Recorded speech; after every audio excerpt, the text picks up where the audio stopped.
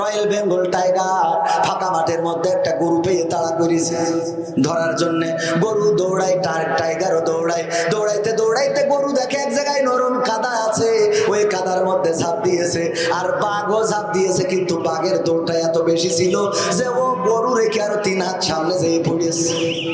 কাদার মধ্যে গরু যেখানে পড়েছে 3 হাত সামনে যেয়ে পড়েছে বাঘ। পড়ার পরে এখন বাঘ যত ছটফটা করছে তত আটকে যাচ্ছে, গরু ছটফট না করি চুপচাপ বসে আছে, বসিতে জাবর কাটাছে। বাঘ বলতেছে আসলে তো তুই বলো। বলছে কেন? বলছে এই বিপদে পড়ে আছি কাদার মধ্যে, তুইও বেরোতে পারছিস না, আমিও বেরোতে পারছি না, এর মধ্যে তুই যে জাবর কাটাচ্ছিস তোর তো আসলে বলো ছাড়া তো কিছু বলা যায় না। তা বলছে তার সমস্যা কি? সমস্যা না, আমি যদি তোরে ধরতে পারতাম তাইলে তোরে আমি খেয়ে আমি বেঁচে থাকতাম, তুই মারা যাচ্ছিস সেটা ঠিক, কিন্তু আমি তো বেঁচে থাকতাম। আবার তুই যদি দৌড়ে পালাতে পারতিস তাহলে দুইজনই বেঁচে থাকতাম। আবার এখন যে বিপদে আমরা পড়েছি চিন্তা করি, দেখ তুইও বাঁচবি না আমিও বাঁচবো না। কয় টাইগার আসলে বলো তো আমি না, বলো তো তুই। কেন? ওরে টাইগার তুই তো জানিস না, আমি তোর বুঝাই দিই বস, কেন আমি যাবর কাটাই, আমার দুশ্চিন্তা নাই, টেনশন নাই, আমার কোনো ভয় নাই।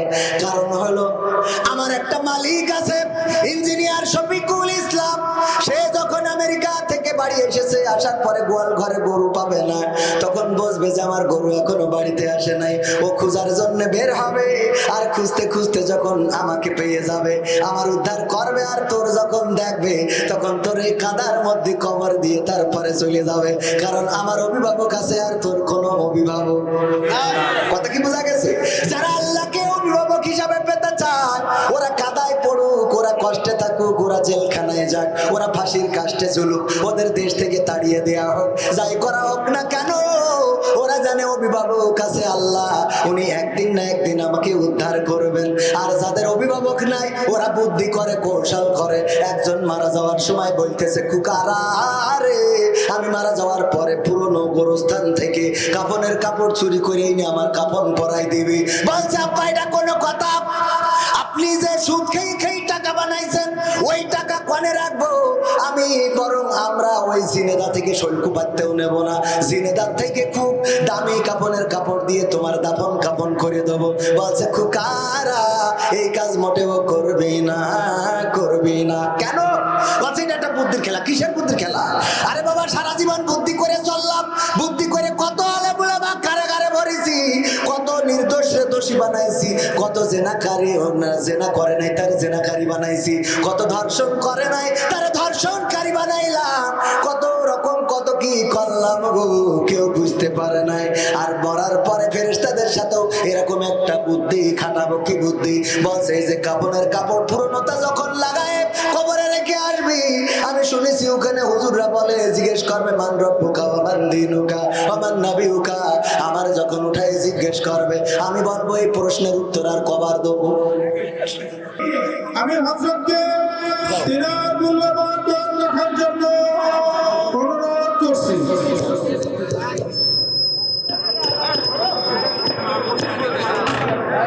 আসসালামু আলাইকুম ওয়া রাহমাতুল্লাহি তাআলা ওয়া বারাকাতুহু। এটা পাচ্ছেন, এটা নেই। কেমন আছেন সবাই? দাঁড়ানো ভাইরা, আপনারা এখানে বসলে কোনো গুনাহ হবে না, এখানে বসলে গুনাহ ঝরে যাবে, সওয়াব লেখা হবে। আর পৃথিবীর যত জায়গায় বসবেন এই গ্যারান্টি আমি দিতে পারবো না। যারা প্যান্ডেলের বাইরে ঘোরাফেরা করছেন তারা এখানে বাঘ নাই যে বাঘে ধরে নিয়ে যাবে, তবে এটা বিশ্বাস করি এখান থেকে যারা বের হয়ে যাবে আল্লাহর কসম জান্নাতে তাদের জায়গা হবে না। কারণ দুনিয়ার জান্নাতে যারা ঢুকতে পারে না, পরকালের জান্নাতে এটা তো আরো পরের ব্যাপার। কথা কয় না? জীবনে স্কুলেই পড়েন নাই, আপনি ম্যাট্রিক পাস দিবেন এটা কি মাগ না পাইছেন নাকি? কথা কয় না? জীবনে স্কুলেই যান নাই, প্রাইমারি স্কুল শেষ করেন নাই, হাই স্কুলে গেছেন ভর্তি হইতে, আপনারা তো গরু খাওয়ানোর জন্য নেবে না, নেবে তো? এই জান্নাতের বাগানে যার বসার সৌভাগ্য হয় না তার জান্নাতে যাওয়ার আশা তো দূরের কথা, ও যদি বলে তা বাটা আরো বেশি হবে। কবে তুই বললি কোন মুখী জান্নাত বাঁকামো পাই যাও, জান্নাত এত সোজা? একটু ইকোটা কমায় একটু ক্লিয়ার করে দেন। হ্যাঁ, জান্নাত এত সোজা না, জান্নাতের জন্য রাত জাগতে হয়, তাহাজ্জুদ পড়তে হয়। গতকালকে ছিলাম নকুল কুমার কুমারের নাম শুনেছেন? কয়জন আছেন? এই মাইক্রোফোনটা তো মোটি পায় না, এটা দিছেন কেন? এইটা দিয়ে এই কথা বলি, একটা দিয়ে দরকারই নেই। নকুল কুমারের নাম শুনেছেন কতজন? নকুল কুমারের নাম শোনেন নাই? অনেকেই, সবাই শুনেছেন, ওর গানও শুনেছেন। যদি আগুন লেগে ধ্বংস হয় রে পৃথিবীর সব বইয়ের দোকান, তবু বিশ্ব থেকে হারাবে না পবিত্র কোরআন। এই বিশ্ব থেকে হারাবে না পবিত্র কোরআন। কার লেখা? নকুল কুমারের লেখা। সে হিন্দু না মুসলমান? হিন্দু। একজন হিন্দু মানুষ গতকালকে কোরআনের মাহফিলে ছিল, রাত 12টা পর্যন্ত আলোচনা করেছি, তারপরে ওনাকে স্টেজে উঠানো হয়েছে। উনি বললেন প্রথমে বোরিং লাগছিল, কিন্তু যখন কোরআনের কথাগুলো শুনলাম তখন হৃদয়টা এতটাই প্রচ্ছন্ন, এতটাই পরিষ্কার হয়ে গেছে যে সমস্ত বোরিং দূর হয়ে গেছে, হৃদয়টা মানে আনন্দে ব্যাকুল হয়ে উঠেছে। এত সুন্দর কোরআনের বাণী। উনি আমাকে বললেন, কবির ভাই সত্যিই মুগ্ধ হয়েছি আপনার আলোচনায়। আমি যদিও ভালো আলোচক না, একজন হিন্দু মানুষ কোরআনের আলোচনাকে প্রশংসা করেছেন, আর আপনি মুসলমান, আপনার অবস্থায় মাহফিলের প্যান্ডেলে বসার যোগ্যতা হয় না, বসতে বলেছি তাই আড়ালে চলে যাচ্ছেন। আপনি কিসির মুসলমান? আপনি তো নুনু কাটা মুসলমান। আপনার তো গুড়ার থেকে কেটে দেওয়া দরকার, ঠিক না বেঠিক? শুধু আঘাতটা কাটিছেন কেন? ডাইরেক্ট কেটে পুরো মুসলমান হন। ফালতু কোথাকার আছে না নাই? ফালতু যারা, তাদেরকে চেনা যাবে। এই মাহফিলে এসে যদি না বসে, মনে রাখেন যে কারা ফালতু। এইগুলো মুসলমান নামের কলঙ্ক। এদের কারণে ইসলাম আজকে গোটা বিশ্বে, শুধু নয় বাংলাদেশেও আজকে বিতর্কিত। মুসলমান নাম ধারণ করে বসে আছে, সূরা ফাতিহা জানে না, নিয়ম কানুন, জানাজা পড়তে কি করি জানে না, বাম হাত উপরে তুলে বসে থাকে। আল্লাহু আকবার বলে রুকুতে যাই বসে, সিজদা মারলি ভালো হয়, ওর কাছে জানা যায়। আছে না নাই? ইসলামটাই শেখে নাই, শেখবেও না। দড়ি বাইন্দে শিখাই দেবে। যদি ধরা হয়, ভাই বলেন দিন সূরা ফাতিহা, ভাই আমার ব্রেনে কাজ করছে না। তোর ব্রেনে কাজ করলো কবে? খালি কাজ করে বোর কাছে গেলি না, ছালি বিলা তো হয় কেন? পাকামো কোথাকার, ওখানে গেলি তোমার ব্রেনে কাজ করে ভালো। কথা ঠিক আছে বাজার? এগুলো বইলেও তো লজ্জা দিতে পারি না, তার না বইলে করবো কি? বিষয়টা বোঝা গেছে? হয়তো অনেকেই কবেন যে ভাই এত মনে দুঃখী বলতেছি রে ভাই, এই যে জিনে দেয় এভাবেও ভালো কাজ করা যায়। আলফালা হাসপাতালের সামনে করলাম, যারে ধরি ও বলছে যে ভাই আমার তো আসলে আমি স্টকের রোগী, বেরেনে ধরে না। তাই বললাম টাকা চিনে নিতে পারেন তো? তা বলছে ওইটা পারি। ও টাকা আছে নে, ও পাগল, টাকা আছে নে, ও সূরা ফাতিহা আছে নে। এই মুসলমান দিয়ে হবেটা কি? নামে মুসলমান। এইসব নামে মুসলমানের কারণেই বাংলাদেশ আজ বিতর্কিত। যে আদর্শ, আমার ভাইজান সাক্ষী, আমি তো আমেরিকায় যাই নাই, আমেরিকায় ইসলাম আছে কিন্তু মুসলমান নেই। উনি সাক্ষী। কথা সত্য বললাম না মিথ্যা বললাম? সত্য। ইসলাম আছে, মুসলমান নেই। আর বাংলাদেশে মুসলমান আছে, ইসলাম নেই। বিশ্বাস হয় আপনাদের? উনি সাক্ষী, আমি যাই নাই, তাও বলতে পারবো। আমার সাইফুল্লাহ মনসুর ভাই একজন বাংলাদেশের বিজ্ঞ প্রাজ্ঞ শিল্পী। উনি বললেন আমেরিকায় চলছেন, যাইতে যাইতে পথে ফাঁকা মাঠের মধ্যে একটা মার্কেট পাইলেন, দোকান পাইলেন, ফলের দোকান। বললেন ভাই চলো এখান থেকে ফল কিনে নিয়ে। যাওয়ার পরে দেখলো কোনো দোকানে মালিক নাই, দোকানে কোনো তত্ত্বাবধায়ক নাই, কোনো সুপারভাইজার নাই, সার্ভিস দেওয়ার জন্য কোনো মানুষ নাই, শুধুমাত্র দাম লিখে রাখা আর টাকার বাক্স রেখে দেয়া। সেখান থেকে যার যা ইচ্ছা নিবে, যত টাকা দাম হবে দামটা নিবে, যদি টাকার নোট দেয় ভাঙতিটা ওখানে আছে, ভাঙতিটা নিয়ে চলে যাবে। এইভাবে মার্কেট ওপেন করে রাখা আছে, কেউ একটা টাকা ওখান থেকে সরায় না, কেউ ফাঁকি দেয় না, কেউ ফাঁকি দিয়ে নিয়ে যায় না। সাইফুল্লাহ মনসুর ভাই তার ভাইকে জিজ্ঞেস করলেন, ওগো ভাই এখান থেকে কি কোনো টাকা, কোনো ফল, কোনো সম্পদ কি চুরি যায় না? বলল না, কেউ চুরি করে না, কারণ তারা বিশ্বাস করে অন্যের অধিকার হরণ করা হয়ে যাবে। সুতরাং তারা নিজেদের মতো করে এখান থেকে যা পণ্য নেয়, দাম যা মারা আছে নিজেরা হিসেব করে টাকাটা দিয়ে রেখে চলে যায়। এই আদর্শ ছিল মুসলমানদের, কিন্তু এই আদর্শ আজকে মুসলমানদের আছে নাকি? আমেরিকার কোন মসজিদে আমি বিশ্বাস করি, আমেরিকার মসজিদে জুতা বাইরে থাকলো কি না থাকলো এই টেনশন করা লাগে? সিঙ্গাপুরে গেলাম, মুসলমান নাই, খুব সীমিত মুসলমান। সেই সিঙ্গাপুরের জাতীয় মসজিদে যখন ঢুকতেছি, জুতোটা খোলার সময় চিন্তা করতেছি জুতো রেখে যাব না ভিতরে ঢুকাবো। একজন বলছে, ভাই এসেছেন, এটা মুসলমানের দেশ না, এটা খ্রিস্টান বৌদ্ধদের দেশ, জুতা রাখেন নিরাপদে, নামাজ পড়েন নিশ্চিন্তে, আসবেন আপনার জুতাই আপনি পাবেন, আবার পায়ে দিয়ে চলে যাবেন। আর বাংলাদেশে যদি মসজিদে যান, এক হুজুর বলতেছে, একদিন মসজিদে ঢুকলাম, একজন বলছে, হুজুর জুতা জোড়াটা আমার কাছে দেন, আপনি হাতে করে নিয়ে ঢুকিয়েছেন, খুব খারাপ দেখা যাচ্ছে। দিলাম জুতা জোড়া তার কাছে, ওমা নামাজ শেষ করে দেখি জুতোও নেই, সেও নেই, জুতোও নেই, সেও নেই, তার মানে ওই মালটাই ছিল। কথাটা কি বোঝা গেছে? এই হলো আমাদের আদর্শ। আমরা কি এই আদর্শ নিয়ে থাকতে চাই? এই আদর্শ নিয়ে যদি না থাকতে চাই, তাহলে মুসলমান হিসাবে আমাদের দায়িত্ব কি, কর্তব্য কি জানার দরকার আছে না নাই? বললাম একজন মুসলমানের উপরে অপর মুসলমানের হক কয়টা?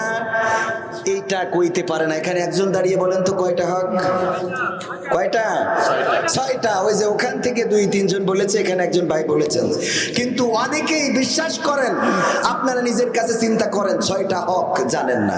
হকগুলো কি কি বলতে বললেও অনেকেই পারবেন না। এখানে মাদ্রাসার কিছু ছাত্র আছে, তারা হাদিসের পরিপ্রেক্ষিতে এটা অবশ্যই জানেন এবং বলতে পারবেন। আবার এই মাদ্রাসায় এগুলো সুন্দর করে শেখানো হয়, কিন্তু সেই মাদ্রাসায় ছাত্র ভিক্ষা করে আনতে হয়। আর ক্যাডেট স্কুলে, কলেজিয়েট স্কুলে ছাত্র ভর্তি করানোর জন্য অভিভাবকরা মারামারি শুরু করে দেয়, আমার ছেলের ভর্তি করাইতেই হবে। সত্য বলছি না মিথ্যা বলছি?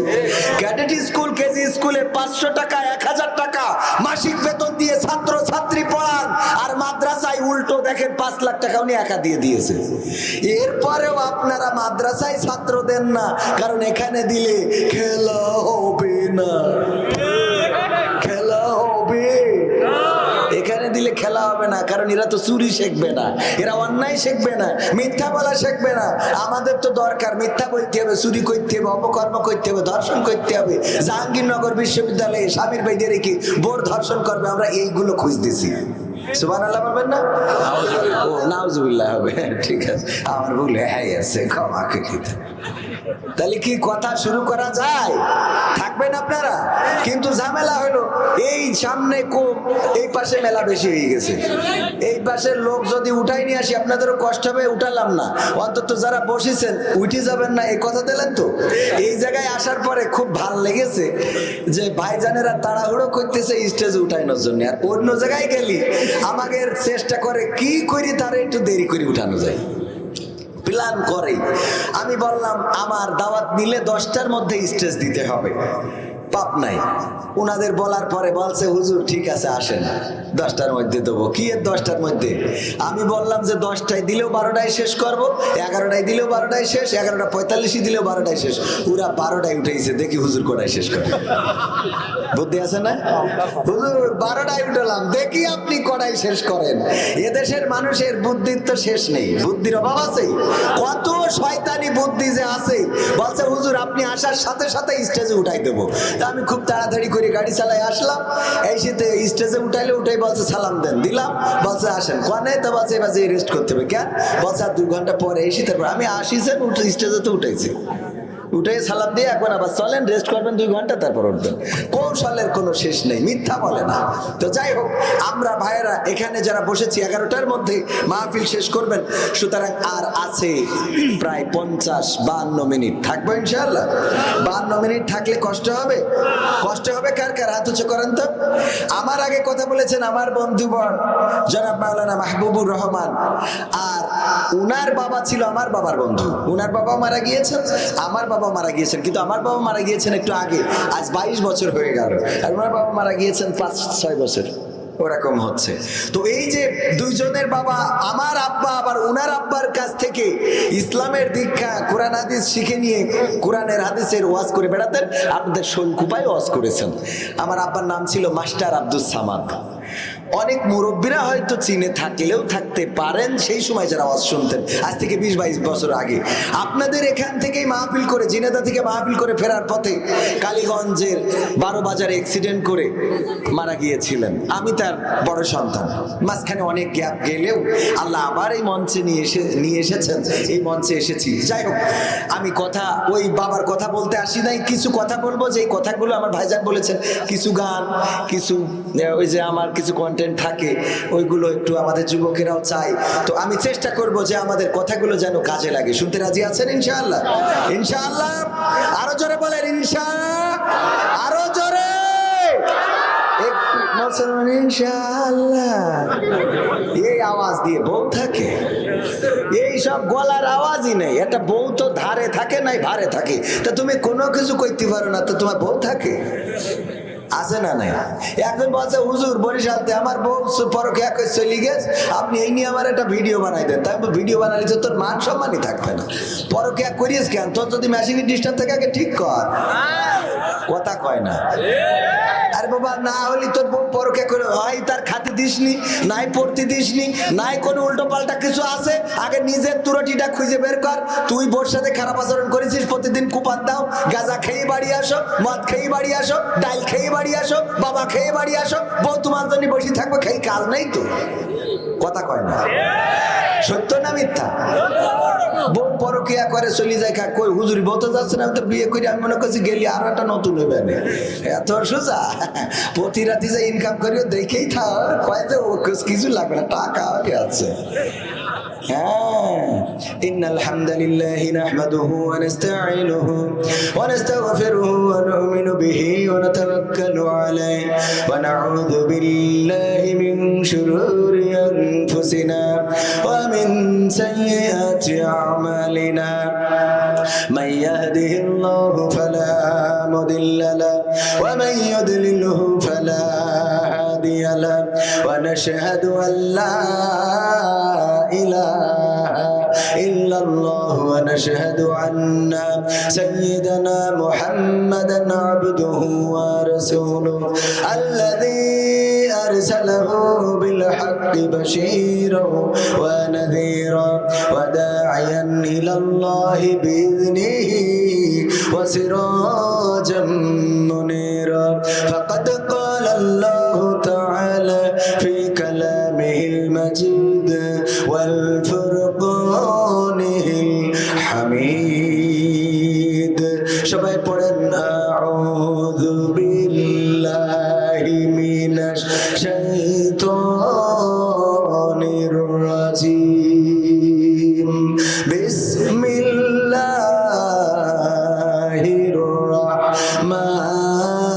রাহমানির রাহিম মিনহা خلقناكم وفيها نعيدكم ومنها نخرجكم تارة أخرى وقال الله تعالى في شانها ببي إن الله وملائكته يصلون على النبي يا أيها الذين آمنوا صلوا عليه وسلموا تسليما اللهم صل على سيدنا مولانا محمد وعلى آل سيدنا এসো হে রাসূল আবার ফিরি আমাদের মাঝে রে নতুন করে খুতবা দিতে কাবার মিনার পরে আল্লাহুম্মা সাল্লি আলা সাইয়্যিদিনা মাওলানা মুহাম্মদ ওয়া আলা আলি সাইয়্যিদিনা আমার যখন ফুরাবে দিন আসবে গহীন রাতি আমার যখন ফুরাবে দিন আসবে গহীন রাতি থেকো আল্লাহ এ জীবনে থেকো আল্লাহ এ জীবনে হয় চির সাথী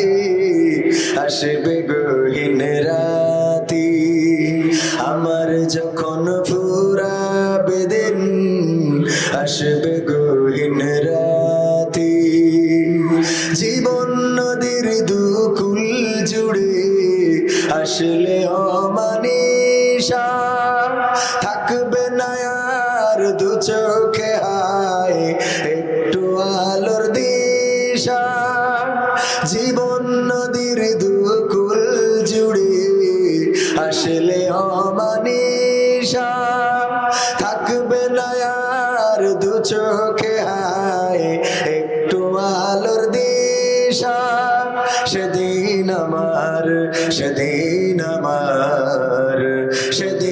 আমার অন্ধ চোখে তুমি থেকো বাতি আসবে গহীন রাতি আমার যখন ফুরাবে দিন আসবে গহীন রাতি আমার বলে যেদিন কাউকে পাবো না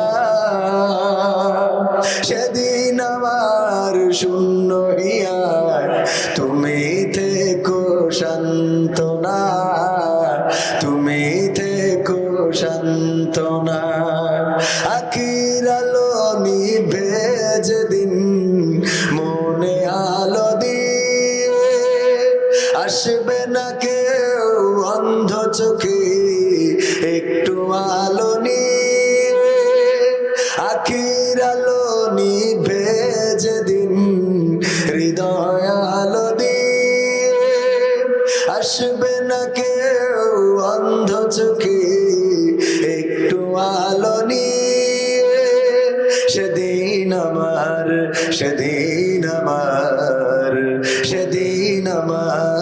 অন্ধ চোখে সেদিন আমার অন্ধ গুরি তুমি আলোর জ্যোতি আসবে গহীন রাতি আমার যখন ফুরাবে দিন আসবে গহীন রাতি থেকো আল্লাহ এ জীবনে থেকো আল্লাহ এ জীবনে হয়ে চির সাথী আসবে গহীন রাতি আমার যখন ফুরাবে দিন আসবে গহীন রাতি আর একটু জোরে কি বলা যাবে না ও আমার ভাইরা রাত হোক আর দিন হোক সকাল হোক আর বিকাল হোক দুপুর হোক সন্ধ্যা হোক যখন সময় শেষ হয়ে যাবে মালাকুল মাউত চলে আসবে জানটা নিয়ে উড়াল দেবে মালাকুল মাউতকে যদি ইঞ্জিনিয়ার শফিকুল ইসলাম সাহেব বলে আমি তো আমেরিকান প্রবাসী আমার পাসপোর্টটা কত ভারী বাংলাদেশের পাসপোর্ট নাই আমেরিকার পাসপোর্ট এটা দেখাইলে যে কোন দেশ আমাকে সেই দেশে ঢুকতে দেয় ভিসা লাগে না সেই দেশে ঢোকার জন্য ওই দেশের আলাদা কোনো পারমিশন লাগে না এয়ারপোর্টে গেলেই সিল মেরে ঢুকিয়ে দেয় ওগো আজরাইল ওগো মালাকুল মাউত একটু অপেক্ষা করো 2টা মিনিট আমি একটু বোর সাথে কথা বলে নি দেবে নাকি সময় কি দেবে এবার আমার বন্ধু মাওলানা মাহবুবুর রহমান অনেক বড় একজন আলেম আমার থেকেও বড় বিজ্ঞ প্রাজ্ঞ আলেম উনি যদি বলেন আমি একজন মাওলানা মানুষ একটুখানি ওয়েট করো তারপরে আমি হুজুর মানুষ আমার একটু জানটা কবজ করো সময় দাও একটু আমার অল্প কাজ আছে উজুটা করা নাই উজুটা করে আসি উজু করার জন্য সময় কি দেবে কেউ একজন নামাজ পড়বে উজু করা শেষ মৃত্যুর সময় হয়ে গেল মালাকুল মাউত আসার পরে যদি বলে নামাজটা পড়তে দাও নামাজ পড়ারও কি সুযোগ পাবে নাকি না পাবে না আল্লাহর নবী একদিন নামাজ শেষ করে সাহাবীদের দিকে মুখ করে বসলেন বিশ্বনবী আখেরি জামানার পয়গম্বর হযরত মুহাম্মদ সাল্লাল্লাহু আলাইহি ওয়াসাল্লাম বলেছেন এক মজলিসে একবার বললে হক আদায় হয়ে যায় এটা ঠিক তবে বারবার বললে কোনো ক্ষতি আছে নাকি বরং যদি কেউ নবী মুহাম্মদ সাল্লাল্লাহু আলাইহি ওয়াসাল্লামের নাম শুনে আর যদি সে দুরূদ না পড়ে তাহলে তার ধ্বংস চেয়েছেন ফেরেশতা জিবরাইল আর আমিন বলেছেন মুহাম্মদ সাল্লাল্লাহু সাল্লাল্লাহু বলেছেন না বলেন নাই? মনে আছে কিনা? আল্লাহর নবী একদিন উঠলেন মসজিদের মিম্বারে, মসজিদের মেহরাবে প্রথম পা যখন রাখলেন বললেন আমিন। দ্বিতীয় মিম্বারে যখন দ্বিতীয় সিঁড়িতে পা রাখলেন বললেন আমিন। তৃতীয় সিঁড়িতে যখন পা রাখলেন বললেন আমিন। আল্লাহর নবীর সাহাবীরা বললেন, ওগো নবী, আপনি কেন তিনবার সিঁড়িতে পা রেখে আমিন বললেন? আল্লাহর নবী বললেন, ও আমার সাহাবীরা, আমি যা দেখি তোমরা তা দেখো না, আমি যা শুনি তোমরা তা শোনো না, আমি যা জানি তোমরা তা জানো না। কিছুক্ষণ আগে ফেরেশতা জিবরাইল এসেছিল, এসে বলল, ওগো নবী গো, ওগো নবী, আপনার নাম যদি কেউ শোনে মুহাম্মদ, আর যদি সে সাল্লাল্লাহু আলাইহি ওয়াসাল্লাম না বলে, আপনার প্রতি দুরূদ না পড়ে, তার ধ্বংস, সে ধ্বংস হয়ে যাক। আমি বললাম আমিন। তারপরে বলল, গো নবী, কারো যদি পিতা এবং মাতা বেঁচে থাকে আর তারা যদি জান্নাতের সার্টিফিকেটটা না নিতে পারে, তাইলে সেও যেন ধ্বংস হয়ে যায়। আমি বললাম আমিন। আর 3 নম্বর বলল, যে জীবনে রমজানের রোজা পাইলো, রমজান মাসটা তার জীবনে পাইলো, কিন্তু গোটা রমজানে ইবাদত বান্দেগি করে আল্লাহর প্রিয় হয়ে জীবনের গুনাহগুলো মাপ চেয়ে নিতে পারলো না, সেও ধ্বংস হয়ে যাক। আমি বললাম আমিন। আল্লাহর নবী যদি বলেন কবুল হয়ে যাক, কবুল করে নাও। আল্লাহর নবীর দোয়া কবুল হয় না? হয় না? কথা কয় না, কবুল হয় না? হয় না? আল্লাহর নবীর দোয়া কেমন কবুল হয়? আবু হুরায়রা রাদিয়াল্লাহু তাআলা আনহু একদিন নবীর দরজায় এসে কান্না করছেন। আল্লাহর নবী বের হয়ে দেখলেন আবু হুরায়রা কাঁদে। বললেন, ওগো আবু হুরায়রা, কাঁদো কেন? মা আমাকে মেরেছে। বলল, মা তোমাকে মেরেছে, আমার কিছু করার? যারা মাকে ভালোবাসো না, তারাই আমার গান শুনো না। কালকে নকুল কুমার গাইছিল, তাই মনে পড়ে গেল। একজন হিন্দু মানুষও কত সুন্দর করে গায়, যারা মাকে ভালোবাসো না, তারাই আমার গান শুনো না। আল্লাহর নবী বললেন, ওগো আবু হুরায়রা, তোমার মা তোমাকে মেরেছে, আমার কিছু বলার নাই, কিছু করার নাই। আমার কাছে বিচার নিয়ে এসেছো মায়ের বিরুদ্ধে, এটা শোভনীয় মনে করলাম না, এটা কল্যাণকর মনে করলাম না। আবু হুরায়রা, কেন তুমি আমার কাছে নালিশ নিয়ে আইলা? আবু হুরায়রা বললেন, ওগো নবী গো, আমি আপনার কাছে বিচার চাইতে আসি নাই, নালিশ নিয়ে আসি নাই, আমি আপনার কাছে দোয়া চাইতে এসেছি। আপনি আমার মায়ের জন্য দোয়া করে দিবেন। কেন তোমার মা মারলো কেন, এই কারণটা বলো আগে। আবু হুরায়রা বললেন, ওগো নবী, গতকাল রাতে আমি আপনার কাছে থাকতে থাকতে সময়টা একটু বেশি চলে গেছে। গভীর রাতে যখন বাড়িতে ফিরলাম, মা আমার মুশরিকা। মা বললেন, ওগো আবু হুরায়রা, কোথায় ছিলে? বললাম, ওগো মা, আমি তো সেই কদমের কাছে ছিলাম, যে কদমটা চুমতে পারলে পৃথিবী ধন্য হয়ে যায়। আমি সেই নবী মুহাম্মদ সাল্লাল্লাহু আলাইহি ওয়াসাল্লামের কদমের কাছে ছিলাম গো মা। আমার মা আপনার নাম শোনার পরে এতটাই তেলে বাগুনে জ্বলে উঠলেন, আমাকে বেদম প্রহার করা শুরু করলেন।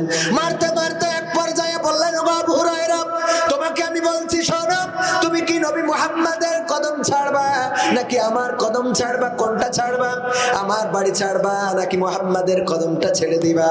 আমি বললাম, ওগো মা, আমি তোমাকে সহ গোটা দুনিয়া ছেড়ে দিতে পারি, কিন্তু যেই কদমের কাছে গিয়েছি সেই মহানবীর কদমটা ছাড়তে পারি না। আল্লাহ, ওগো নবী গো, আমার মা এটা শোনার পরে আমাকে বাড়ি থেকে বের করে দিয়েছেন, আর আমি আপনার কাছে এসেছি, আপনি একটু দোয়া করে দেন যেন আমার মা, আল্লাহ রাব্বুল আলামিন আমার মাকে হেদায়েত নসিব করে দেয়, যেন আমার মা আল্লাহর দ্বীনে দাখিল হয়ে যায়, আপনার আনিত বিধানটা যেন মেনে নেয়, সেই দোয়াটা করে দেন। আল্লাহর নবী দোয়া করার জন্য হাত তুলেছেন, আর আবু হুরায়রা দৌড় দিয়েছে। অন্যান্য সাহাবীরা আবু হুরায়রার জামা টেনে ধরলেন, আবু হুরায়রা দাও, কেন দৌড়াও? তুমি তো শান্ত ছেলে, তুমি ভদ্র ছেলে, তোমার তো কোনোদিন দৌড়াইতে দেখি নাই, কেন দৌড় দিলা? আবু হুরায়রা বলে, ছেড়ে দাও, ছেড়ে দাও, আমি বাড়িতে যেতে চাই, আমি বাড়িতে যেয়ে দেখতে চাই আমি বাড়ি পৌঁছালাম আগে নাকি আমার রাসূল দোয়া করেছেন আমার মায়ের জন্য, এই দোয়াটা আমার বাড়ি আগে পৌঁছালো, এটা দেখতে চাই। তারপরে ছেড়ে দিলেন, দৌড়ে বাড়ি গেলেন, দরজায় যে টুকা দিয়ে বললেন, মা গো, দরজা খুলে দাও। কে বা? মা, আমি আবু হুরায়রা। মা বললেন, একটু দাঁড়াও আবু হুরায়রা, দরজাটা খুলছি। কিতাবে এসেছে আবু হুরায়রা বলেন, আমার মা যখন এই কথাটা বলল, তখন মায়ের কণ্ঠে আমি বুঝতে পারলাম, মায়ের কণ্ঠটা শুনে, এত নরম কণ্ঠ, আমি বাড়ি পৌঁছানোর আগে নিশ্চয় আল্লাহর আমার নবীর দোয়াটা আমার বাড়ি পৌঁছে গেছে। ও আমার ভাইরা, শুধু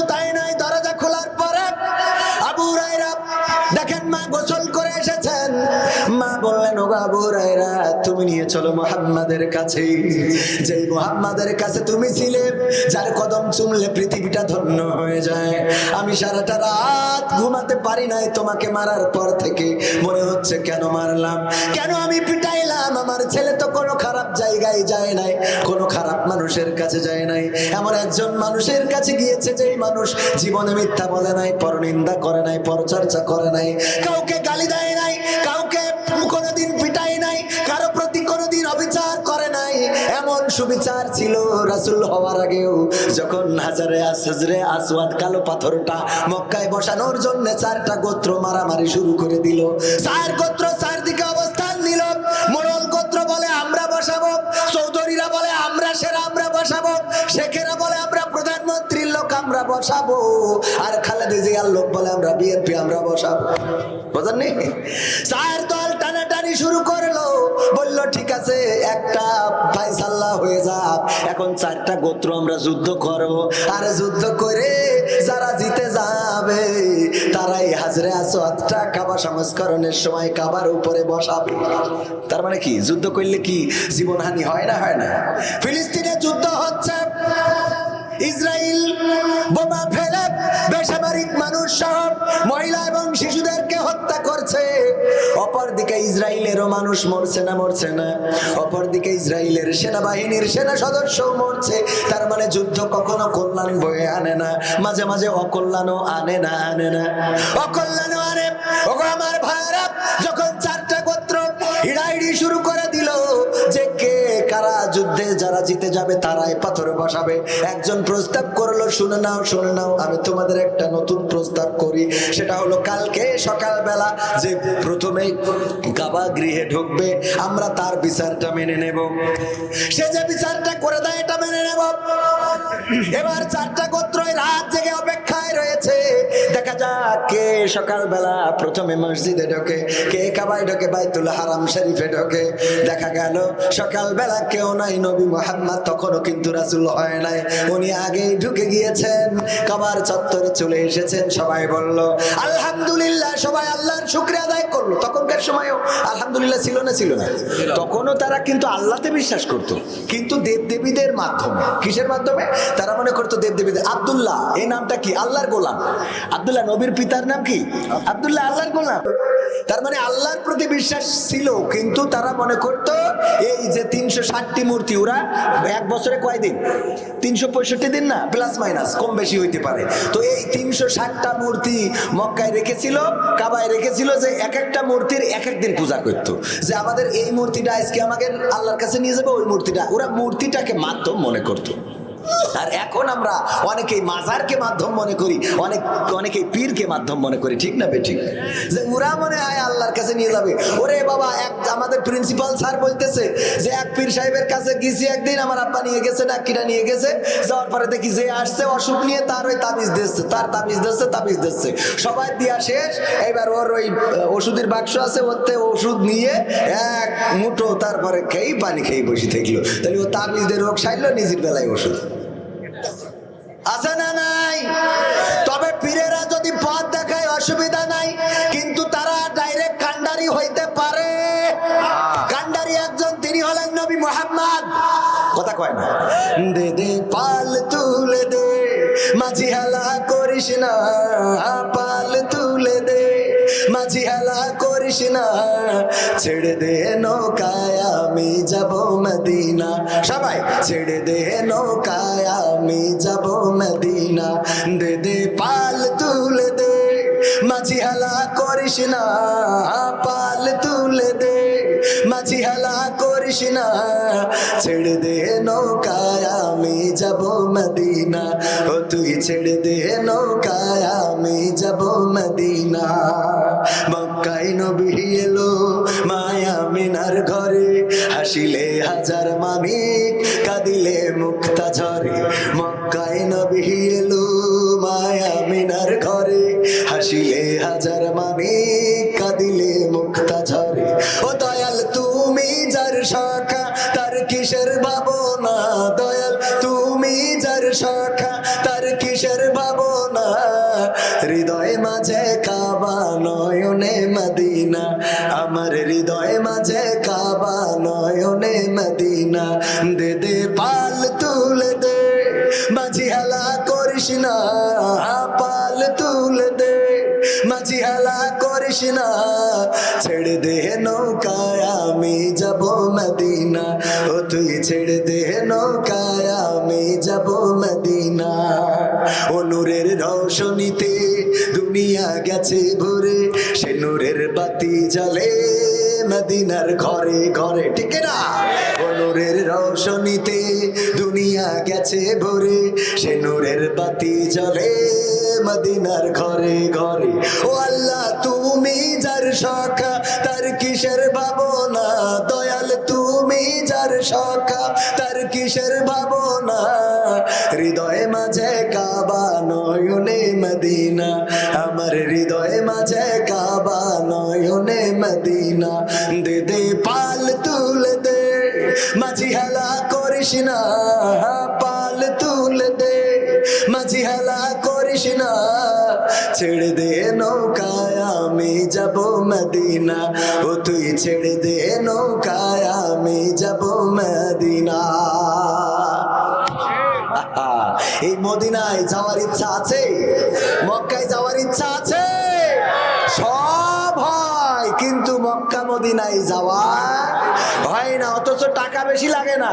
আমার নিজেরও হজ কাফেলা রয়েছে, শরীফ হজ গ্রুপ, আপনাদের জন্য করেছি বিনা একদম মানে ন্যূনতম খরচে যেন হজ ওমরা করে আসতে পারেন। যারা করবেন অবশ্যই খোঁজ খবর রাখতে পারেন। পাশাপাশি যেটা এখনকার সময় একটা গরু বিক্রি করলেই তো ওমরার টাকা হয়ে যায়। একটা গরু বিক্রি করলে হয় না, হয় না। ওমরায় যাইতে 1,20,000 থেকে 1,15,000, 20, 30 এই শুরু। আপনি আরো ভিআইপি সার্ভিসও পাবেন, কিন্তু ন্যূনতম 1,20,000 টাকার মতো একটা বাজেট ন্যূনতম রাখা লাগে। একটা গরু বিক্রি করলে এখন 1.5 লাখ, 2 লাখ, 1,80,000, 2,60,000 আছে না নাই? এই গরু বেচে সব কিনা হয়, কিন্তু মক্কা মদিনা যাওয়া হয় না। রাসূল আমাদের সুপারিশকারী হবেন, ঠিক না বেঠিক? তো রাসূল সুপারিশ করবেন, এই ছাড়া সুপারিশ করার মতো কোনো ব্যক্তি নেই। আল্লাহ যদি কাউকে দয়া করে অনুমোদন দেন, কিছু হাদিসে আছে, অনেকে এগুলো আবার জাল জয়ীফ বলে থাকেন, যে একজন আলেম সে অন্তত 30 জনকে সুপারিশ করে নিয়ে যেতে পারবে। আল্লাহ রাব্বুল আলামিন তৌফিক যদি দেন, আলহামদুলিল্লাহ, আল্লাহ যদি তৌফিক দেয়। কিন্তু ওইটা ধরে বসে থাকার দরকার নেই যে আমার ছেলে আলেম, আমি নামাজ পড়ি আর না পড়ি ও আমার নিয়ে চলে যাবেন, এত সোজা না। অনেকেই কুরবানি দেয়, গরু কুরবানি।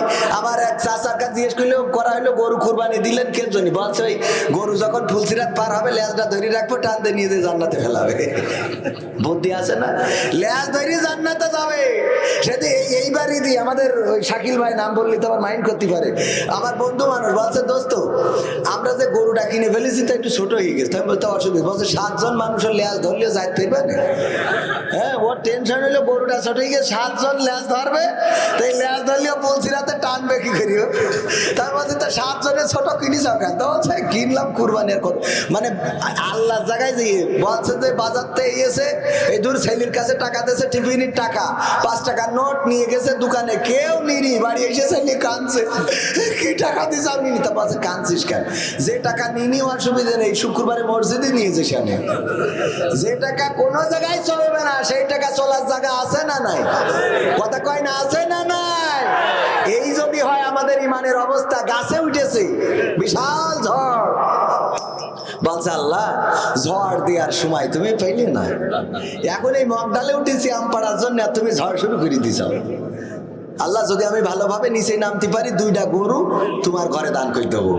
কই আসতে করি ওই মগ ডালের যে একটু নিচে মোটা ডালের কাছাকাছি এসেছে, বলছে আল্লাহ 2টো গরু খাওয়াতে দেবানে, এত গরিব আমি, তুমি তো নিজেও জানো, আর তোমার তো কোনো অভাব নেই, তা গরু 2টো দিতে হবে কেন? 2টো ছাগল দেবান আল্লাহ, তুমি 2টো ছাগলে সন্তুষ্ট থেকে নে।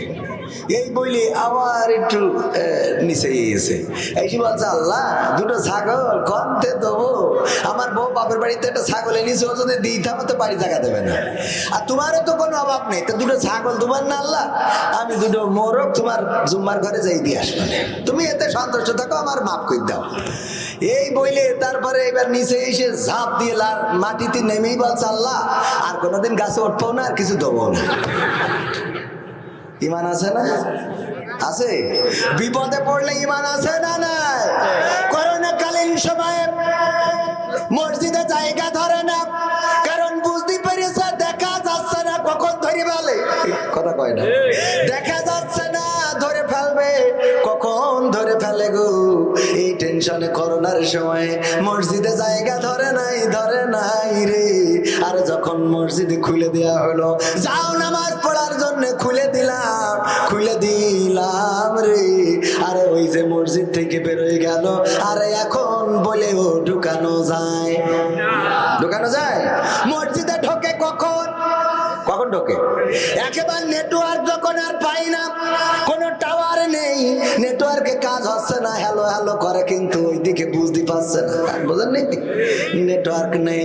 একজন শুনেছে জুম্মার দিন যদি কেউ আগে মসজিদে যায় তাইলে সে একটা কবুল হজের সওয়াব পাবে। এক বুড়ো গরিব মানুষ চিন্তা করছে, আরে আমার জীবনে তো হজ করা হবে না, এত টাকা তো নাই, আরো বাংলাদেশে 8 লাখ 9 লাখ টাকা করে দিয়েছি, এই টাকা তো আমার ভিটে বেচলিও হবে না, সুতরাং মসজিদে জুম্মার দিন আগে যাব। জুম্মার দিন যাইয়ে দেখে আর এক বুড়ো এসে মসজিদে বসে আছে, বলছে যাক আজকে হয়নি, অসুবিধা নেই, আগামী জুম্মার দিন আসবো। পরের জুম্মায় যাইয়ে দেখে আবার সেই বুড়ো বসা, চিন্তা করলো যাক আগামী দিন আর একটু সকাল করে আসবো। পরের জুম্মায় আবার সকাল করে যেয়ে দেখে তাও সেই বুড়ো বসা। এবার মিজাজটা খারাপ হয়ে গেল, এই বুড়ো তোমার কি খেয়ে কোনো কাজ নেই? যেদিনই আসি মসজিদে তুমি বসে থাকো। বাচ্চা কেন, তোমার সমস্যা কি? আমার সমস্যা হলো হুজুর ওয়াজ করেছে যদি জুম্মার দিন কেউ আগে আসতে পারে তাইলে তার আমল নামায় নাকি একটা কবুল হজের সওয়াব লিখে দেওয়া হয়। আমার তো বেকায়দা অবস্থা, হজে যাওয়া হবে না, তাই একটু সকাল করে আসতেছি যাতে কবুল হজের সওয়াব পায়। কিন্তু তোমার জন্য হয় না, তুমি প্রতি জুম্মায় আগে এসে বসো। কই শোনো, হজে যাওয়ার তোমার টাকা নেই, ভালো কথা, নিকে কি আর একটা করতে পারবা সেরকম অ্যাবিলিটি আছে নাকি? কই এটা পারবা না? হ্যাঁ বাবা, নিকে আর একটা করতে, নিকে বোঝেন তো, মানে দ্বিতীয় বিয়ে, আমাদের ওদিক দ্বিতীয় বিয়ে নিকে বলে। তো এখন আর একটা ম্যারেজ করতে পারবো, সমস্যা নেই। বলছে তাইলে করো, তোমার কবুল হজ কত লাগে হয়ে যাবে না। উনি একটু কষ্ট মষ্ট করে আর একটা বুড়ো হাড়া দেখে বিয়ে করেছে, করার পরে এই বুড়ো পরের জুম্মায় দেয় যেই দেখে ওই যে পুরনো বুড়ো, যেই বুড়ো বসে থাকে, ও যেই দেখে এই বুড়ো বসা, নতুন বুড়ো মসজিদে বসা জুম্মার দিন। বলছে আজকে কি কবুল হজের সওয়াবটা পেয়েছো? আছে বাবু, ক্ষতি পারবো না। কেন? বলছো বাবু বইলো না, আমি 2টা বিয়ে করার পরে 2 বউ এত গুতগুতি করে রে, আমি ফজরে আইছি আর বাড়ি যাইনি রে বাপ, ফজরে আইছি আর বাড়ি যাইনি, 2টার গুতাগুতিতে আমি শেষ, আমার আর কোনো রাস্তা নেই। তাই মসজিদে ফজরে এসার মনের দুঃখে বাড়ি যাইনি। সওয়াব হয়েছে কিনা বলতে পারবো না। আমার দেশের মুসাল্লি গুলো হলো যখন নেটওয়ার্ক চলে যায় বাড়ি গুতাগুতি পড়ে কাশে। বৌমা কয় পান্তা ভাত খাতি বসলি তুমি কাশো, কি সমস্যা কি তোমার? আসলে কি পান্তা ভাত খাতি বসলি কাশে? অসুস্থ।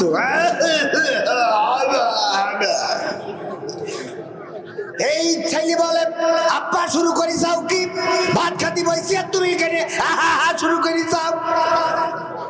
দেখে যে বাড়ি থাকার কায়দা নেই, এবার ওখানে যায় সিরিয়ালের দোকানে, মানে ওই যে চার দোকানে, ওখানে যাই যদি বসে আবার চা খাচ্ছে, অন্য যুবকরাও খাচ্ছে শুরু করে। তোমার কাজটা কি চার দোকানে কেন তুমি? ওর নেই কোনো গতি। এইবারে যাই ইমামতিতি, এবার মসজিদে যাইয়ে ওখানে যাইয়ে পায়খানা করে হেগেছি আসে, তা পানি মারে না, ঠিক না বেঠে? ওই জায়গায় যাইয়ে লেটাই পেটাই, আর ওখানে তো কেউ কিছু বলার নেই, কারণ মসজিদ আল্লাহর ঘর, কি ডাকি কবে? কথা কয় না। নেটওয়ার্ক যাওয়ার পরে মসজিদি, ওরে আল্লাহর বান্দারা রে, ওই ইবাদত কবুল হবে না রে। বুঝাই দেবো কেন হবে না, বুঝাই দেবো। ও আমার ভাইরা, আমার ভাইজানের ওয়াইফ বিয়ে করার পরে মুখে দাড়ি বলে ঘরে আসে না, এক ঘরে শোয় না, কারণ মানুষ বলেছে তোর বরের মুখী দাড়ি। এই কারণে বউ আলাদা সই যায়, এমন বুড়ো বরের সাথে শোবো না।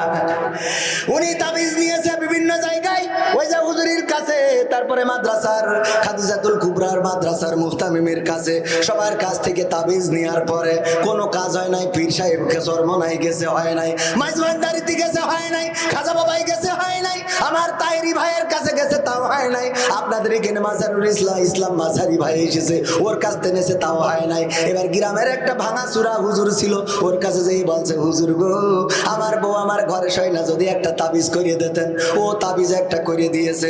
ওই তাবিজ নিয়ে যেয়ে বলেছে যে বালিশের নিচেই দিবা, ওই দিন বালিশের নিচেই দিয়েছে। আর ওই রাতি বউ এসে ঘরে বুঝলি আচ্ছা খুশি কি খুশি গো, এতদিন কত বড় বড় হুজুরের কাছে গেলাম, কাজ হলো না, হলো না। জামাতের নেতার কাছে গেলাম, হেফাজতের নেতার কাছে গেলাম, সরমানার নেতার কাছে গেলাম, আটরশির নেতার কাছে গেলাম, আওয়ামী লীগের ওলামা লীগের কাছে গেলাম, ধর্ম বিষয়ক মন্ত্রীর কাছে গেলাম, না কাজ হলো না। আর গ্রামের এই ভাঙাচুরা হুজুর, যার কেউ ডাকে না, তার তাবিজে এসেছে। ও তাড়াতাড়ি করে সকালবেলা গোসল মেরেই গেছে বাজার করার জন্য। বাজার করে এনে বোর কাছে দিয়েছে, নাও রান্না করো। এই যে মাছ, গোশ, হরিণের গোশ, ছাগলের গোশ, বিলার গোশ, হাতির গোশ সব ঘরে। বলছে এত বাজার কেন? আছে ঘটনা, যে কৃষির ঘটনা রাখতো। আমি আজকে এক হুজুরির দাওয়াত করি, খাবো। কোন হুজুরির? আছে, তুমি আগে রান্না করো না, তুমি বলো কিসের জন্য এত রান্তি হবে? কে এমন বড় মানুষ? এই আবার কমে গেল কেন? কমে গেল কেন? কে এমন বড় মানুষ? কমে গেল কেন? হ্যাঁ, হ্যালো, কে এমন বড় মানুষ? কে এমন? কার দাওয়াত করে খাওয়াবা গো? বলছে দেখো, আমার গ্রামের ইমাম সাহেবের দাওয়াত করে খাওয়াবো। কেন খাওয়াবা? বলছে আমার সোনার ময়না পাখি গো, তোমার বিয়ে করার পর থেকে আমার ঘরে ঘুমাও না। আমি কত হুজুর, মুফতি, মাওলানা, মুহাদ্দিস কারীদের কাছে যেয়ে তাবিজ আনলাম, কাজ হইল না। কিন্তু আমার গ্রামে যে এত বড় হুজুর আছে জানতাম না রে। আমার এই ভাঙাচুরা হুজুরের তাবিজ আনলাম, আর ওই রাতি তুমি আমার ঘরে এসেছো। সুতরাং ওই হুজুরির আমি একটু দাওয়াত করে খাওয়াবো, ভালো করে রান্না করো। বলছে আমি হুজুরির তাবিজে আইছি। কই লক্ষ্মীটা? বলছে তেবে কি গতকালকেই তো এনে বালিশের মধ্যে রাখিছি। বলছে না, আমি হুজুরের তাবিজে আসি নাই, আমি এসেছি গতকাল। আমি যে ঘরে ঘুমাই, ওই ঘরে শিং করে, শিং কেটে একটা চোর ঢুকেছে। ঢুকে ঘরের মধ্যে যে টাকা পয়সা গয়না গাঠি ছিল সব বের করে নিয়ে গেছে। আলনা আলমারিতে যা ছিল নিয়েছে, এলইডি নিয়েছে, টিভি, ওয়াইফাই, ইন্টারনেট যা ছিল সব ঘরে নিয়ে গেছে। নিয়ে যাওয়ার পরে লাস্টে শুধু আমি আর ওই খালি ঘর ছাড়া কিছু নেই। এইবার দেখি আমার দিকে তাকাচ্ছে, মনে করলাম আমারও তালি মনে হয় বা চোরে নিয়ে যাবে। এই ভয়তে আমি তোমার ঘরে আইছি, কারোর তাবিজে আসি নাই। স্বামী দুঃখ করে বলতেছে, ওরে আমার বউ, বউ গো, সেই তো আমার ঘরে আসলি, কিন্তু ঘরটা খালি করে তুই কেন আসলি? যদি একটু আগে আইতিস, তাইলে ওখানে যেই আমি অন্তত কিছু সম্পত্তি রক্ষা করতে পারতাম না। তেমনি ভাবে যারা বুড়ো বয়সে করতে করতে মসজিদে আসে, আমার আল্লাহ বলে, ওরে আল্লাহর বান্দা, তোদের কত করে ডাকলাম যে আয় নামাজের দিকে, আয় কল্যাণের দিকে, আয় কোরআনের কাছে, আয় ইসলামের কাছে, আইলি না। এমন সময় আইলি যেই সময় সব খালি রে। কথা কি বোঝা গেছে? পবিত্র কোরআনের সূরা তাহা 20 নম্বর সূরার 55 নম্বর আয়াত তেলাওয়াত করেছি। আয়াতটা সবাই পারি না? সবাই পারি, সবাই পড়ি, পড়েন সবাই। মিনহা খলাকনাকুম ওয়া ফিহা নুঈদুকুম ওয়া মিনহা নুখরিজুকুম তারাতান উখরা। এই আয়াত আমরা পড়ি কখন? মানুষ মাটি দেওয়ার সময়। কখন পড়ি? মাটি দেওয়ার সময়। আসলে কি এই আয়াতটা মাটি দেওয়ার জন্য নাজিল হয়েছে জানেন আপনারা? কেউ বলতে পারবেন না। পারবেন, অনেকেই পারবেন, সাহস করি বলেন না। আবার আমি তো পড়া নিচ্ছি না যে তাই বলবেন। আসলে জানেন অনেকে। এখানে অনেক আলেম ওলামা আছে যারা আমার থেকে অনেক ভালো জানে, আমি এটা বিশ্বাস করি। তাদের সামনে কথা বলা অনেকটা বেয়াদবের মতো, কিন্তু কিছু তো করার নাই, কারণ ভালো আলেম তুলে দিলে আপনারা তো থাকবেন না। এ ভাই, আওয়াজটা কমে যাচ্ছে কেন? আস্তে করে একটু আর একটু বাড়াই দেন, টাকা ধরি দেবো নে। হ্যাঁ একটু আওয়াজ দেন। হ্যাঁ এইবার একটু আওয়াজ না পালি আমাকে নেটওয়ার্কে কাজ করে না। এখন বড় আলেম যদি এখানে তুলে দেওয়া হয়, আলেম যদি সুন্দর করি ওই যে হাস রস কৌতুক দিয়ে না কইতে পারে, তাহলে তো শুনবেন না। এ তো আর এক জ্বালা। সত্য বলছি না মিথ্যা বলছি? গ্রামের মসজিদের মুয়াজ্জিন, গ্রামের মসজিদের ইমাম অত্যন্ত সুন্দর চমৎকার আলোচনা করে। এই মসজিদের ইমামের আলোচনা কয়জন শোনেন? না শোনেন না। এমনকি আমার গ্রামে আমার মসজিদেও আমাকে বেশি কথা বলতে দেওয়া হয় না, কারণ আমার ওয়াজ গ্রামের মানুষ শোনে না রে। বুঝেননি? কয় ওর ওয়াজ কি শুনবো? আমাদের অবস্থা হলো আবার আমার গ্রামে বাইরে থেকে হুজুর, আমি নিজেই এবার আবার একটা হুজুর ভাড়া করেছি। প্রধান বক্তা সে আর দ্বিতীয় বক্তা আমি। টাকা তুলতে হবে, বুঝেননি? কারণ আমার গ্রামের মানুষ ওরা টাকা দিয়ে অন্য হুজুর এনে ওয়াজ শুনবে, কিন্তু ফিরিয়ে আমার ওয়াজ শুনতে রাজি না। আপনার গ্রামেও সেম অবস্থা। অনেকে ইমাম বাছাই করে, ইমাম সাহেবের গ্রামের যে হাফেজ তাকে মসজিদে ইমামতিতে নেয় না, কারণ ওর বউ নাকি মাঠে ছাগল খাওয়াতে যায়। তা বাইরের গ্রামে যে হুজুর আসে তার বউ যে গরু খাওয়াতে যায় না, তার গ্রাম ঠিকই কথা কয় না। তুমি যে বাইরের হুজুর এনে গ্রামের ছেলেটারে যদি তুমি প্রতিষ্ঠিত করে দিতা, তাইলে ওর তো কষ্ট করে এই শীতের সকালে সাইকেল চালায় 3 মাইল দূরে যেয়ে নামাজ পড়ানো লাগে, আর তোমার গ্রামে আবার 6 মাইল দূরিতে আর এক হুজুর আসে। তুমি যদি তোমার গ্রামের ইমামদারে চাকরি দিতে এখানে, তাইলে বাড়িতে থেকে 2টা গরু পুষতে পেত, আবার ইমামতিও করতো। সুতরাং 2টা টাকা কম দিলেও কোনো অসুবিধা ছিল নাকি? কথা কয় না। এই মাইন্ডসেট আমাদের নেই যে আমাদের গ্রামের লোকের ছেলের ইমামতি দেবো তো বড় লোক হয়ে যাবো। দেবো কেন? ও লিডারিও করবে কেন? খেলা হবে না, ও দিয়ে খেলা। সত্য বলছি না মিথ্যা বলছি? এই মাইন্ড সেট আপ দূর করার দরকার আছে না নাই? মাইন্ড সেট আপটা দূর করতে পারবে? গ্রামের যে ইমাম, গ্রামের হাফেজ, গ্রামের কোরআনের খাদেম, তাদেরকে গ্রামের মসজিদে ইমামতি দেবেন যেন কষ্ট করে অন্য দূরে না যেতে হয়। ও আমার ভাইরা, এটা যদি করতে পারেন তাহলে আপনার গ্রামের হুজুর আপনার গ্রামেই থেকে গেল। এই যে কটা উঠেছে দেখেন, সবগুলো জুব্বা পরা, সবগুলো জুব্বা পরা না? এইটা দেখবেন প্রতি মাহফিলে আমি প্রায়ই বলি যে আপনারা আসেন কেন ভাই? আপনারা বড় বড় আলেম ভাই, আপনারা দূরই থাকবেন। এই ছোট ছোট মানুষদের নাম দেখিয়ে খবরদার আসবেন না। বড় বড় পরহেজগার, মুহাদ্দিস, মুফতি ওইগুলো আগে উঠে চলে গেল, তো অন্যরা কি করবে? নিজেরা যারা ইমামতি করে, অধিকাংশ ইমাম আছে ইমামতির জন্য নামাজ পড়ায়, যখন ইমামতিতে ছুটিতে যায় নামাজও পড়ে না, সেই হুজুরগুলো উঠে গেল। সত্য বললাম কিনা যাচাই করে দেখেন, আমি বলিয়ে রাখলাম। কারণ এরা আল্লাহর জন্য বসে না, কথা কয় না। এখানে বসেছেন আমার জন্য না আল্লাহর জন্য? এখানে বসাটা কার জন্য হবে? আল্লাহর জন্য। আমি যে কথা বলছি আমার বাপের কথা বলছি, একটা কথা আমি বানানো কথা বলেছি। তো আপনার গায়ে লাগলো কেন, জ্বললো কেন, সমস্যা কেন? কোন জায়গায় সমস্যা, কোন জায়গায় ভুল? আসো স্টেজে এসে বলি দাও, আমি তোমার ভুল মেনে নিয়েছি, তুমি উঠে চলে যাচ্ছ। হুজুর মানুষ তুমি, জুব্বা পরা, লম্বা লম্বা পাঞ্জাবি পাগড়ি পরে বসে আছো, তোমার ভালো না লাগলে মোট এখানে এসে না পরিবেশ নষ্ট করবা কেন? কথা কয় না, ঠিক না? আমি ঠিক বললাম। এই পরিবেশ নষ্ট করা মানুষগুলো দেখলে আমার সত্যিই গা জ্বলে, সে যত বড় জুব্বা হলাম।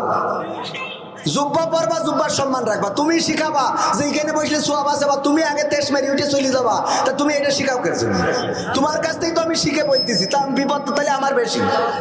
কথা কয় না। কি হবে বেঁচে থেকে অযথা বিদ্যা শিখে যদি না করতে পারি শোষণবিহীন সমাজটাকে? কি হবে বেঁচে থেকে? কি হবে আলেম হয়ে ইমাম সেজে সমাজেতে পারো যদি সত্য কথা উচ্চ স্বরে না বলিতে? কি হবে আলেম হয়ে ইমাম সেজে মসজিদেতে পারো যদি সত্য কথা উচ্চ স্বরে না বলিতে? চাকরি ভাই করো যদি ছেড়ে দাও ইমামতি, চাকরি ভাই করো যদি ছেড়ে দাও ইমামতি। কি হবে ধোঁকা দিয়ে আল্লাহকে? ঠিক না বেঠে? ওরা আল্লাহকে ধোঁকা দেয়, ওরা আল্লাহর সাথে মুনাফিকি করে, নেফাকি করে, মুখে যা বলে কাজে তা করে। এই জাতীয় আলেম ওলামা, এই জাতীয় মাওলানা মুফতি, তাদের পিছনে নামাজ পড়াও যাবে না? যাবে না। কারণ তুমি মাওলানা মানুষ, আলেম মানুষ, তোমার ব্যস্ততা থাকতে পারে, তুমি ব্যস্ততা থাকলে আসো না। এখানে এসে পরিবেশ নষ্ট করার অধিকার তো তোমাকে দেয়া হয় নাই। এতগুলো সাধারণ মানুষ, জনসাধারণ বসে থাকে, তোমার গা জ্বলে কেন? কথা কয় না। ও আমার ভাইরা, কথাগুলো মনের দুঃখে বললাম, কারণ এই জাতীয় লোকেরা নীতির কথা বলে কিন্তু নীতির সাথে চলে চলে। কি হবে, কি হবে? নামাজি রোজা ইমানদারির বড়াই করে কোরআনের খাদেম গুলো থাকে যদি কারাগারে। এ ভাই রে, কি এগুলো? কি হবে? নামাজি রোজা ইমানদারির বড়াই করে কোরআনের কর্মীগুলো থাকে যদি কারাগারে।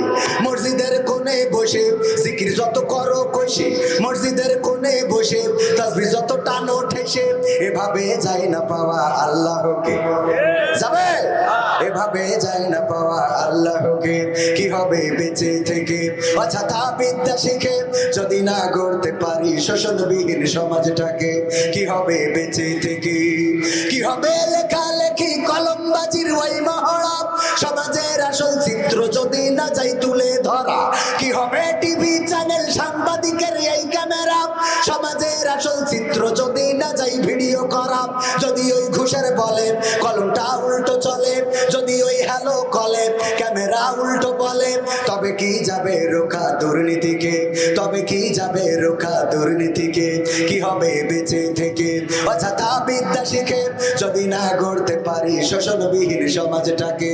কি হবে বেঁচে থেকে? কি হবে নেতা হয়ে জনবলে ঘাট ফুলিয়ে শৈলকুপা গরম দেখে যদি থাকো ঘরে শুয়ে? কি হবে নেতা হয়ে জনবলে ঘাট ফুলিয়ে রাজপথ গরম দেখে যদি থাকো ঘরে শুয়ে? এর চেয়ে সেজে গুজে ভিলেনের সঠিক পদে, এর চেয়ে সেজে গুজে ভিলেনের সঠিক পদে দিয়ে দাও অভিনয়ে জীবনটাকে, দিয়ে দাও অভিনয়ে জীবনটাকে। কি হবে বেঁচে থেকে অযথা বিদ্যা শিখে যদি না গড়তে পারি শোষণবিহীন সমাজটাকে? কি হবে বেঁচে থেকে? কি হবে আকাশ ছোঁয়া বিলাসবহুল বাড়ি গাড়ি না খেয়ে কত মানুষ বড় পারে দিচ্ছে পাড়ি? কি হবে আকাশ ছোঁয়া বিলাসবহুল বাড়ি গাড়ি না খেয়ে কত মানুষ বড় পারে দিচ্ছে পাড়ি? আজরাইল আসবে যবে মাটিতেই পড়ে রবে, আজরাইল আসবে যবে মাটিতেই পড়ে রবে, কোনো কাজে লাগবে না ওই প্রাসাদটাকে। কোনো কাজে কি লাগবে? আমার শফিকুল ইসলাম উনি ইঞ্জিনিয়ার মানুষ, ওনার ইঞ্জিনিয়ারিত্ব কি কবরে যাওয়ার পর, কবরে যাওয়ার পরে যদি মুনকার নাকির প্রশ্ন করেন, বলেন মান রব্বুকা ওয়া মান দীনুকা ওয়া মান নাবিয়ুকা, উনি যদি বলেন আমি ইঞ্জিনিয়ার, আমি আমেরিকান প্রবাসী, আমি একজন বাংলাদেশের নাগরিক, বলেন কোনো কাজ হবে নাকি? না, কাজ হবে না। সেখানে দরকার কিসের? কিসের? প্রথমে একটা গান বলেছিলাম, মনে আছে কিনা? আল্লাহ তুমি সাথী হয়ে থেকো, আমাদের সাথী হিসেবে কাকে পেতে চাই? আল্লাহ যদি কারো সাথী হয়ে যায় সে কবরের সাথী হবে। আল্লাহ রাব্বুল আলামিন যদি কারো সাথী হয়ে যায় অসুস্থতায় সাথী হবে, অভাবের সময় সাথী হবে, বিপদের সময় সাথী হবে, মুসিবতের সময় সাথী হবে। কিন্তু অনেকে যারা সাথী হিসেবে আমরা খুঁজি, ওই সাথীগুলো বিপদের দিন সাথে থাকে। কথা কয় না, থাকে। বিপদের সময় বন্ধু চেনা যায়, এই কথা আমরা প্রায়ই বলি। যখন বিপদে পড়া হয় তখন বন্ধুরা কাজে আসে না। হঠাৎ টাকার দরকার, ফোন দিলাম মাহবুবুর ভাইয়ের কাছে, ও ভাই 5,000 টাকা কি ধার দেয়া যায়? মাহবুবুর ভাই বলল যে না, উপায় নাই, টাকা দেওয়ার মতো টাকা নাই। আমি শফিকুল ইসলাম ভাই ইঞ্জিনিয়ার, উনাকে বললাম আমেরিকায় থাকেন, আমার যদি 50,000 টাকা দিতেন বিপদটা কেটে যেত। আমার ভাইজান বলল কবির ভাই, আমার মাদ্রাসার মাহফিল করতে যেয়ে টাকা শেষ, আমি এখন টাকা দিতে পারবো না, আমার পকেটটা ফাঁকা। কথা কয় না। আমার কথা কি বুঝতে পারছেন আপনারা? এই কথা বলে না, বলে না, কিন্তু আল্লাহ এমন আল্লাহ, আপনি বিপদে পড়েন, আপনি নদীতে থাকেন, সাগরে থাকেন, মাঠে থাকেন, হাটে থাকেন, মসজিদে থাকেন, মিম্বরে থাকেন, মিনারে থাকেন, মক্কায় থাকেন, মদিনায় থাকেন, আমেরিকায় থাকেন, লন্ডনে থাকেন, ইউরোপে থাকেন, ইরাকে থাকেন, ইরানে থাকেন, যেখানেই থাকেন, যদি আল্লাহকে ডাকেন আল্লাহ সেখান থেকে সাড়া দেয় না, দেয় না? ইউনূস আলাইহিস সালাম এমন বিপদে পড়ে গেলেন, নদী থেকে যখন ফেলে দিয়ে মধ্যে পড়ে গেলেন। এমন পানি, রাতের অন্ধকার, পানির অন্ধকার, আবার মাছে গিলে নিল মাছের পেটের অন্ধকার। কয়টা অন্ধকার? কয়টা অন্ধকার? এই তিনটা অন্ধকার থেকে ডেকেছিলেন কাকে? চিল্লায়ে বলেন কাকে? আল্লাহর নাম কি আর একটু জোরে বলা যাবে না? কাকে? আল্লাহকে ডাকার পরে আল্লাহ বললেন, ও ইউনুস, না আমি তোমার কথা শুনবো না। তুমি এত রাতে আমারে কেন ঘুম ভাঙায়া দিলা? এত রাতে কেন আমারে ডাকলা? পানির নিচ থেকে কেন ডাকলা? কেন তুমি নদীর উপরে থাকার পরে থাকার সময় ডাকো নাই? বিপদে পড়ে কেন ডাকলা? এই কথা বলেছে নাকি? না, বলে নাই। বরং আল্লাহ কি বললেন? ও ইউনুস, তুমি যখন আমাকে ডেকেছো তিনটি অন্ধকারের মধ্যে থেকে, রাতের অন্ধকার, পানির অন্ধকার আর মাছের পেটের অন্ধকার, তোমার আওয়াজ, তোমার চিৎকার পৃথিবীর কেউ শোনে নাই। আমি আল্লাহর সাজিদ থেকে শুনলাম, আর আমি মায়া মাছের পেটের জ্বালা যন্ত্রণা বাড়িয়ে দিলাম, আর মাছ এসে তোমাকে আবার নিরাপদ স্থানে রেখে চলে গেল। বলেন সুবহানাল্লাহ। ইব্রাহিম আলাইহিস সালামকে যখন আগুনে ফেলবেন, ফেরেশতারা এসে বললেন, ও ইব্রাহিম, আপনার এই যন্ত্রণা তো সহ্য করার মতো না। আকাশের ফেরেশতারা কান্না শুরু করে দিয়েছে, গো ইব্রাহিম, যদি আপনি আমাদের অনুমতি দিতেন আপনাকে রক্ষা করতাম। ইব্রাহিম আলাইহিস সালাম বললেন, ও তোমাদেরকে কি আল্লাহ পাঠিয়েছে নাকি? বলল, না, আল্লাহর কাছ থেকে অনুমতি নিয়ে এসেছি। আল্লাহর কাছে বলেছিলাম, আল্লাহ যদি সহযোগিতা করতে পাঠাতে যেতে পারতাম। আল্লাহ বললেন, যাও ইব্রাহিমের কাছে শুনে নিবা, যদি সে হেল্প করতে বলে তাহলে করবা, তাই আপনার কাছে অনুমতি প্রার্থনা করছি।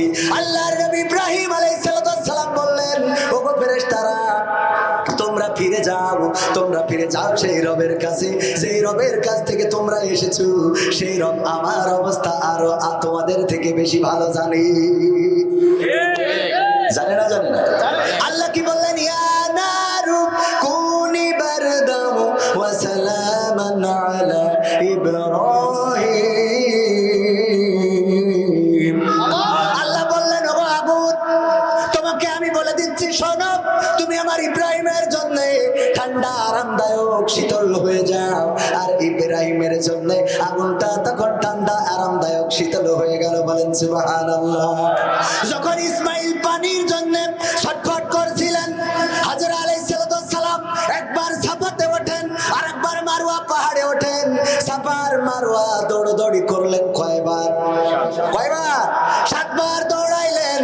হঠাৎ মনে পড়ে গেল, আমার সন্তান এতক্ষণ বেঁচে আছে নাকি মারা গেল নাকি? দৌড়ে এসে দেখে সন্তান লাথি দিচ্ছে আর সেখান থেকেই পানি বের হচ্ছে। আল্লাহ রাব্বুল আলামিন ইসমাইল আলাইহিস সালামের পানির ব্যবস্থা করে দিয়েছে না দেয় নাই?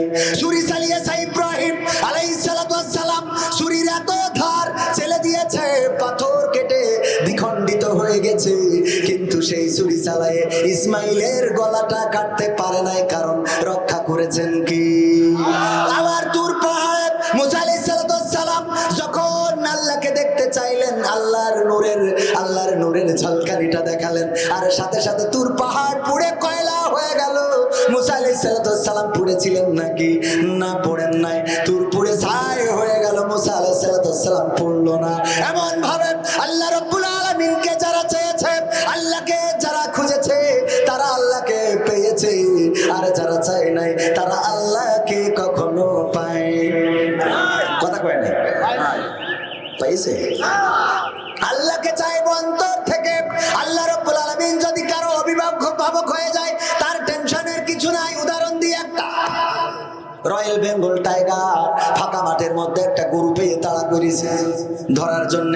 গরু দৌড়ায়, টাইগারও দৌড়ায়। দৌড়াইতে দৌড়াইতে গরু দেখে এক জায়গায় নরম কাদা আছে, ওই কাদার মধ্যে ঝাঁপ দিয়েছে, আর বাঘও ঝাঁপ দিয়েছে, কিন্তু বাঘের দৌড়টা এত বেশি ছিল যে ও গরু রেখে আরো 3 হাত সামনে যেয়ে পড়েছে। কাদার মধ্যে গরু যেখানে পড়েছে 3 হাত সামনে যেয়ে পড়েছে বাঘ। পড়ার পরে এখন বাঘ যত ছটফটা করছে তত আটকে যাচ্ছে, গরু ছটফট না করি চুপচাপ বসে আছে, বসিতে জাবর কাটাছে। বাঘ বলতেছে, আসলে তো তুই বলো। বলছে, কেন? বলছে, এই বিপদে পড়ে আছি কাদার মধ্যে, তুইও বেরোতে পারছিস না, আমিও বেরোতে পারছি না, এর মধ্যে তুই যে জাবর কাটাচ্ছিস, তোর তো আসলে বলো ছাড়া তো কিছু বলা যায় না। তা বলছে, তার সমস্যা কি? সমস্যা না, আমি যদি তোরে ধরতে পারতাম তাইলে তোরে আমি খেয়ে আমি বেঁচে থাকতাম, তুই মারা যাচ্ছিস সেটা ঠিক, কিন্তু আমি তো বেঁচে থাকতাম। আবার তুই যদি দৌড়ে পালাতে পারতিস বেঁচে থাকতাম। আবার এখন যে বিপদে আমরা পড়েছি চিন্তা করি, দেখ তুইও বাঁচবি না আমিও বাঁচবো না। কয় টাইগার আসলে বলো তো আমি না, বলো তো তুই। কেন? ওরে টাইগার তুই তো জানিস না, আমি তোর বুঝাই দিই বস, কেন আমি যাবর কাটাই, আমার দুশ্চিন্তা নাই, টেনশন নাই, আমার কোনো ভয় নাই। কারণ হলো আমার একটা মালিক আছে, ইঞ্জিনিয়ার শফিকুল ইসলাম।